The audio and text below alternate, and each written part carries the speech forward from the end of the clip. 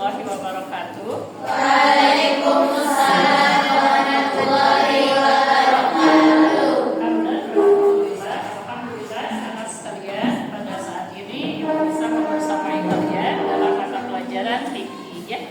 Dimana kalian semuanya alhamdulillah sehat-sehat. Cuma tadi ada 2 orang yang tidak sehat. Semoga Allah segera menyembuhkan bagi yang sedang sakit. Dan kalian terus semangat ya dalam belajar agar kalian mendapatkan ilmu yang bermanfaat. Baiklah anak-anak sekalian, untuk mengulangi pelajaran yang telah lalu, coba kalian dilihat halaman sebelumnya, yaitu tentang bersuci dari najis ya. Bersuci dari najis. Kira-kira ada berapa macam najis itu? 2, 3, 4. Satu najis apa? Yaitu najis yang Ringan. seperti apa? Najis ringan itu air kencing bayi laki yang belum berusia 2 tahun.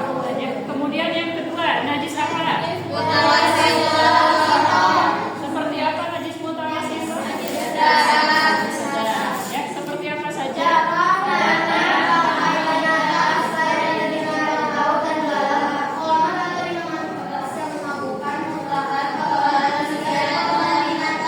Iya betul. Kemudian yang ketiga, najis apa? Najis mutawassit itu air liur apa?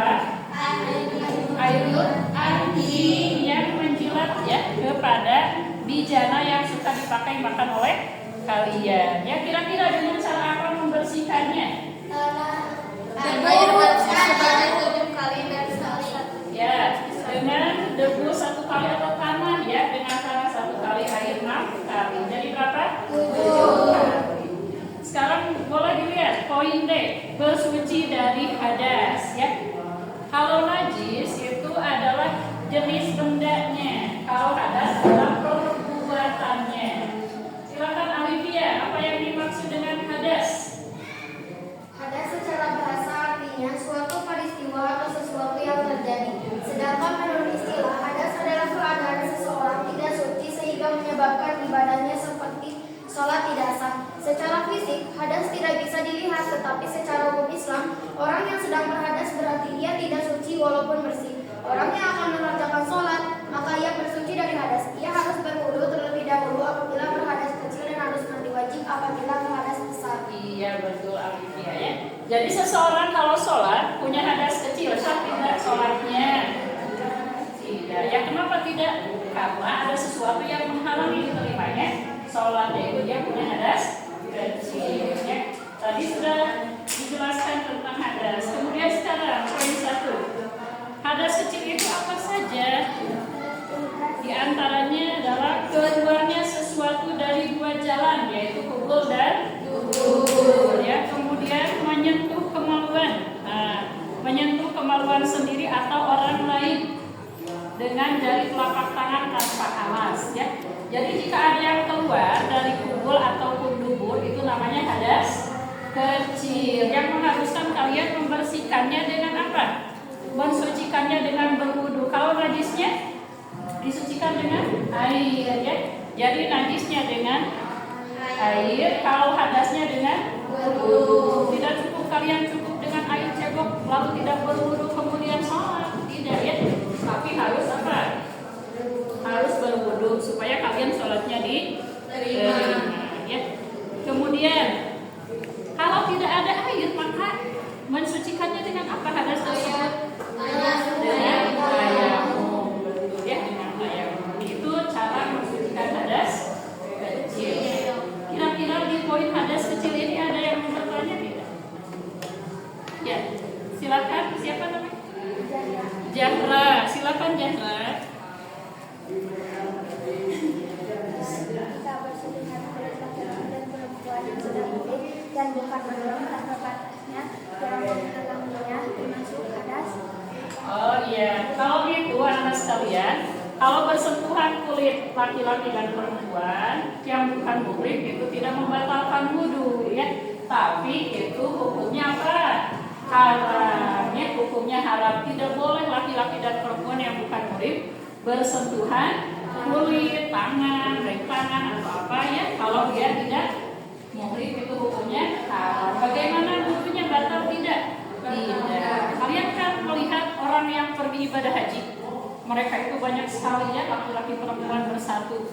Mereka ada yang saling sentuh, tidak sengaja. Batal tidak? Tidak ya, makanya lanjutkan saja sholatnya. Cuman jangan sekali-kali kalian dengan sengaja menyentuh kulit laki-laki yang bukan muhrim. Paham ya? Iya. Selanjutnya poin kedua, hadas besar ya. Hadas besar, siapa yang mau memaparkan tentang pengertian hadas besar? Ya, silakan. Namanya sih? Aini. Mangga Aini. Hadas besar adalah keadaan tidak suci pada seseorang sebab beberapa hal, yaitu keluar sperma, berhubungan suami istri, selesaikan bagi perempuan setelah melahirkan, dan selesai nifas. Cara menyucikan diri dari hadas besar adalah dengan mandi besar. Iya. Kemudian di sini ada ayatnya ya yang menjelaskan bahwa orang yang berhadas besar itu harus mandi janabat ya. Jadi mandinya juga bukan mandi biasa, tapi mandi janabat. Ya, dimana kalian terlebih dahulu mencuci najis, kemudian membaca basmalah, kemudian berwudu sebagaimana kalian akan sholat. Tapi ingat, kaki jangan dibasuh ya. Kemudian tangan kalian masukkan ke air, lalu diremas-remas ke pangkal rambut. Berapa kali? Secukupnya. Tidak harus 3 kali ya, tapi secukupnya. Setelah itu kepala dibasahi 3 kali ya, 3 cedukan. Kemudian badan secukupnya. Silatannya atau akhir kalian harus membasuh apa? Kaki ya. Jadi sekali lagi, sebab-sebab seseorang mandi janabat diantaranya tadi ya. Yang pertama apa? Keluar sperma, kemudian berhubungan suami istri, kemudian selesai haid ya, kemudian setelah melahirkan yang namanya nifas. Itu batas waktunya rata-rata 40 hari ya. Jadi untuk perempuan itu banyak bonusnya, sehingga dia tidak sholat sampai 40 hari kalau sudah melahirkan ya, karena keluaran darah terus. Jadi menyucikannya yaitu dengan mandi janabah seperti yang telah tadi disebutkan ya. Kira-kira ada pertanyaan tidak dari siapa? Alifia. Mangga Alifia. Apakah saat laki-laki mandi dibasah dan tidak Laki-laki atau perempuan? Keduanya. Iya. mimpi basah dan tidak keluar air mani, apakah itu harus mandi janabah? Oh iya, terima kasih Alifia. Kira-kira ada tidak teman-teman yang mau menjawab? Ayo, siapa? Bingung semuanya ya? Tadi kan keluar sperma tanpa hubungan, maka itu harus mandi janabah ya. Bagaimana ini kalau seorang laki-laki atau perempuan bermimpi? Mohon maaf ya, ini bukan jorok, bukan apa, tapi hukum ya. Jika seseorang bermimpi hubungan suami istri, tapi tidak keluar air mani, maka dia tidak wajib mandi janabah ya. Tapi kalau keluar air mani, mohon maaf ya, tiba-tiba di celananya ada yang basah, berarti saya keluar air mani. Baik laki-laki maupun perempuan itu harus mandi janabah. Paham Alif ya? Ya, dan itu tandanya kalau laki-laki sudah mimpi janabah, sudah mimpi berhubungan, tandanya laki-laki tersebut sudah sudah balik. Kalau perempuan tanda baliknya adalah usia berapa? Minimal 9 tahun. Umurnya minimalnya 9 tahun. Jadi kalau usia 9 tahun sudah haid, dia sudah harus tahu bagaimana caranya mandi janabah ya. Tidak boleh sholat kalau sudah haid gitu. Jadi harus tahu aturan-aturannya. Bisa dipahami? Bisa. Kemudian jika tidak ada air, maka bagi yang baik yang hadas kecil maupun hadas besar, dia tetap harus bersuci dengan cara apa? Tayamum ya. Coba semuanya lihat ke ibu, praktekkan semuanya. Dilepas pulpennya ya. Ini tata cara tayamum. jika seseorang punya hadas kecil dan punya hadas besar, kemudian tidak ada air, maka harus bertayamum. Lihat ya. Pastikan telapak tangan kita keduanya menempuh ke benda yang ada di depan, baik itu bambu, kursi, ataupun tanah atau apapun yang berdebu. Ya, semuanya. Angkat, tiup, usap wajah, kemudian tangan kiri mengusap punggung tangan kanan, tangan kanan mengusap punggung tangan kiri. Paham? Paham. Jadi kalau yang sampai sikut itu hadisnya Romi, ya, tidak sampai sikut. Ulang semuanya. Tiup dulu, usap muka, kemudian tangan kiri mengusap tangan kanan. Dibalik. Nah, kemudian tangan kanan mengusap tangan kirinya. Ya sudah beres. Itu tata cara tayamum. Ya, kira-kira ada yang mau membacakan surat apa yang ada ayat tayamumnya? Siapa? Silakan dibaca yang paling depan. Ya. Surat Al-Maidah ayat berapa?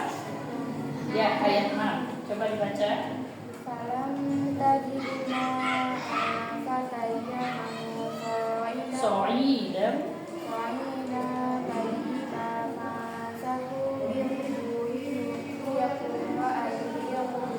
Ya, artinya lalu tidak memperoleh air, bertayamumlah dengan dagu yang baik.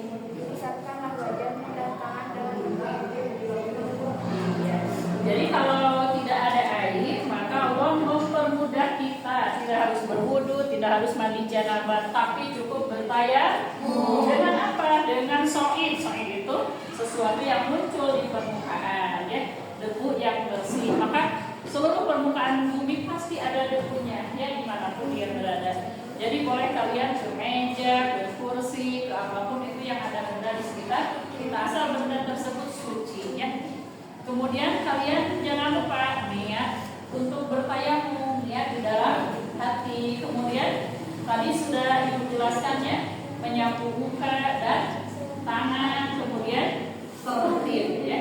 Jadi harus berurutan. Nah itu anak-anak, kira-kira kalian paham, bisa paham tidak dengan materi kali ini? Paham. Ya, alhamdulillah, ya. Untuk latihannya bisa kalian isi halaman 14, ya. Cukup PG-nya saja dulu sampai halaman 15. Ya, halaman bagi yang sudah mungkin sudah kerjakan silakan. Yang halaman selanjutnya diisi, ya. Nah, itu kasih waktu sampai akhir pelajaran. Silakan latihannya diisi oleh kalian. Halaman 14. Ini semoga kalian paham dengan materi yang Ibu sampaikan, yaitu tentang hadas kecil dan hadas besar, ya. Untuk kesimpulannya, bahwa jika seseorang punya hadas kecil, dia harus berwudu untuk mensucikan dirinya. Kalau najisnya dicuci dengan air, ya. Kalau tidak ada air bisa dengan batu, ya, sebagaimana yang sudah dijelaskan. Kemudian jika punya hadas, apa tadi yang kedua? Hadas besar, maka seseorang itu wajib mandi janabah, sebagaimana yang sudah dijelaskan. Tapi jika ternyata tidak ada air, maka yang punya hadas kecil dan hadas besar itu harus bertayamum, ya, harus bertayamum. Jadi kalian jangan ragu, wah tidak ada air gimana ya, berguling-guling tayamumnya, tidak, ya. Cukup mengusap wajah dan mengusap dua punggung telapak tangan kita, ya. Mudah-mudahan kalian bisa memahaminya dan silakan dipraktekkan di rumah masing-masing, ya. Rupanya cukup sekian pembelajaran dari Ibu. Aku qouli hadza wa astaghfirullah li wa lakum. Assalamualaikum warahmatullahi wabarakatuh.